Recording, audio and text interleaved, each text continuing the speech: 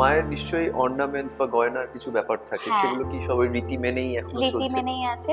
আমাদের যেমন ষষ্ঠীর দিন আমরা করি কি, যখন সকালের পুজো হয়ে যায়, এবার বিকেল বেলা বাড়ির মেয়েরা এবং বউরা মায়ের যত গয়না আছে বার করা হয়, মাকে সিঁদুর আলতা পরানো হয়, শাঁখা রুলি। আমাদের একটা নিয়ম আছে মেয়েদের ক্ষেত্রে, 6 জোড়া রুলি আমরা কিন্তু সবার সধবা মহিলাদের হাতে আপনি দেখতে পাবেন। বিশেষত্বটা কি, 6টা কেন, একটা হাতে 6টা কেন?